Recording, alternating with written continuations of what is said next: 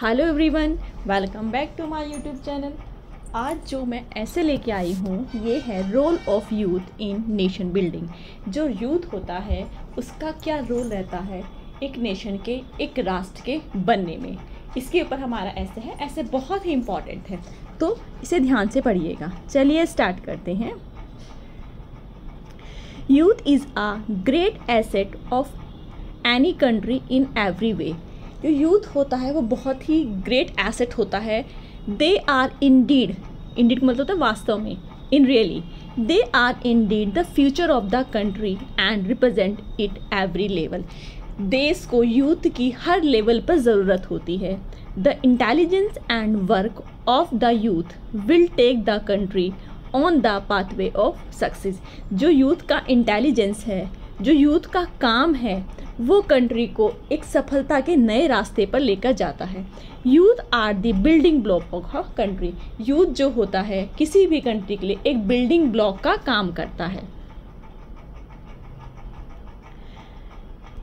Youth is important because they will be our future. वो हमारा future है। The youth are very energetic and enthusiastic. They have the ability to learn and adapt new skills. जो youth होता है वो बहुत ही energetic होता है, बहुत एंथुसियास्टिक, बहुत उत्साह से भरा हुआ होता है।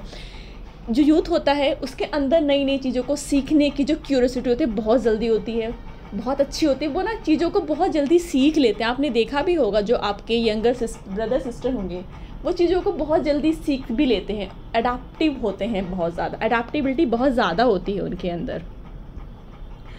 Are youth can play a vital role to reform the society. Society को पूरा चेंज करने में यूथ बहुत इंपॉर्टेंट रोल प्ले कर सकता है। कैसे? हमारी सोसाइटी में बहुत तरह की कुरीतियाँ हैं, आज भी हैं। हम बोलते हैं हम मॉडर्न हो चुके हैं, पर आज भी हमारी सोसाइटी में बहुत तरह की कुरीतियाँ फैली हुई हैं, इविल्स फैली हुई हैं। जैसे कि दहेज प्रथा है। आज भी मेल और फीमेल में पार्शियलिटी होती है। चाहे आप उनके वर्क फोर्स पे देख लो, वर्क स्टेशन पे देख लो, कहीं भी ऑफिस में देख लो, या लो लेवल पे देख, वेजेस में देख लीजिए। अगर एक वेमेन एक मैन है, दोनों काम कर रहे, सेम काम कर रहे, तो वेमेन को कम पैसा मिलता है कंपेयर टू द मैन, जबकि दोनों सेम ही काम कर रहे हैं। बहुत सारी जगह तो कहीं भी देख सकते हो, घर में भी देख सकते हो, बेटा बेटी है, गर्ल चाइल्ड बॉय चाइल्ड, दोनों में बहुत ज़्यादा पार्शियलिटी, बहुत ज़्यादा भेदभाव होता है, जातिवाद होता है, धर्म के ऊपर भी बहुत ज़्यादा होता है।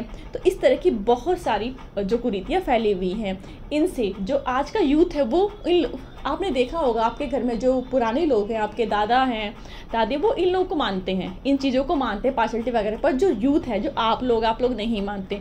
तो अगर यूथ को सही डायरेक्शन प्रोवाइड कराया जाए, सही एजुकेशन मिले, और जो उनकी स्किल्स है, जो उनका एंथुसियाज्म है, उसको सही दिशा में हम यूज़ करें, तो वो बहुत ही अच्छा रिजल्ट हमारी कंट्री को दे सकते हैं। तो वही लिखा हुआ है, in our country there are many evils thought like gender partiality, casteism, dowry and many more. Youth have the ability to demolish all the social evils and can make a better society. Youth के अंदर ये ability है कि वो इसको पूरा demolish का मतलब होता है इन कुरीतियों को हटा सकते हैं और एक बेटर सोसाइटी बना सकते हैं। Youth has the power to make or break any nation. जो यूथ होता है, युवा होते हैं, उन्हीं के अंदर इतनी शक्ति होती है कि वो अपने राष्ट्र को, किसी भी राष्ट्र को बना भी सकते हैं, उसे बिगाड़ भी सकते हैं। क्योंकि अगर यूथ अच्छा पढ़ा लिखा, देखिए यूथ के अंदर एनर्जी तो होती है, वो पूरे उत्साह से भरे हुए होते हैं उस एज में। तो अगर उन्हें सही डायरेक्शन ना मिले तो वो गलत रास्ते पर चलते हैं, वो ड्रग्स वगैरह में पड़ जाएंगे, या फिर कोई टेररिस्ट वगैरह बन जाएगा। उनके संपर्क में आ गए तो टेररिस्ट वगैरह बन जाएंगे, गलत संगति में पड़ गए अगर वो, तो वो बहुत बुरा मतलब ब्रेकअप कर सकते हैं, बिल्कुल कंट्री को ब्रेक कर सकते हैं। वहीं अगर उन्हें आप अच्छी एजुकेशन दें, अच्छा गाइडेंस दें, अच्छे लोगों की संगति में रहे, तो वो अपने उसी पोटेंशियल का बहुत अच्छा यूज़ करके खुद को भी, अपना स्टैंडर्ड बहुत ऊंचा कर सकते हैं, अपनी फैमिली का, अपनी सोसाइटी को, अपनी नेशन का भी बहुत अच्छा कर सकते हैं। तो with proper education and guidance a country use their youth potential towards the growth of a nation. The Indian youth are engaging in governance policy, accountability and the good government through their votes. आज का जो युवा है वो voting में भी engage हो रहा है। पहले के युवा थे इसमें इंटरेस्ट नहीं लेते थे, बट आज के युवा जो है वोटिंग में भी इंगेज हो रहा है। मतलब वो ये देख रहा है कि कौन सी गवर्नमेंट हमारे लिए अच्छी है, कौन सी अच्छी नहीं है, तो वो देख के अपना वोट डालते हैं।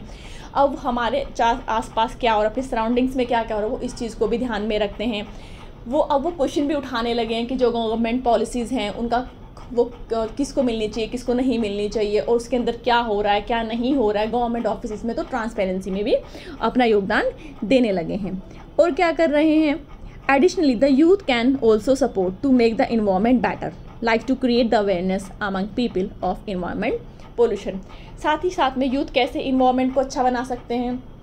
यूथ पढ़ा लिखा है, उसे पता है कि किस चीज़ से पॉल्यूशन होता है, किस चीज़ का यूज़ कम से कम करना चाहिए, कौन सी चीज़ें ऐसी हैं जो बायोडिग्रेडेबल होती है, कौन सी चीज़ें ऐसी हैं जिससे हमारे दुनिया भर के pollution, soil pollution, water pollution, air pollution, दुनिया भर के पॉल्यूशन हो जाते हैं।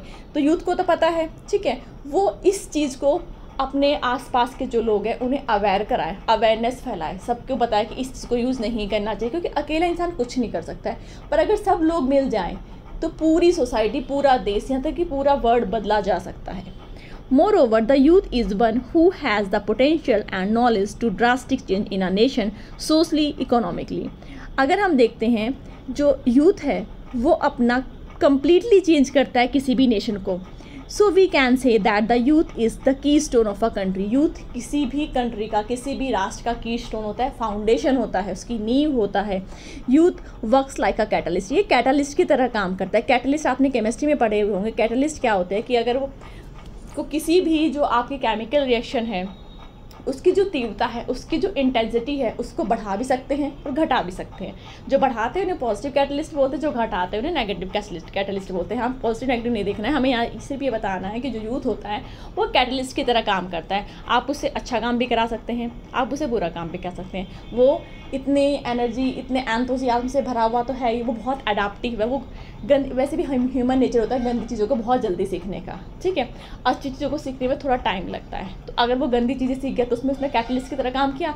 जो बाकी लोग 4 दिन में कर रहे थे वो उसे 1 दिन में करने लगा। उसने वो टेररिज्म में चला गया, स्मोकिंग करने लगा, मतलब नशा करने लगा, चोरी चकारी करने लगा। तो इधर हुआ नेगेटिव कैटलिस्ट की तरह उसने काम कर दिया। उसने देश, सोसाइटी, अपनी फैमिली और खुद को बर्बाद कर दिया।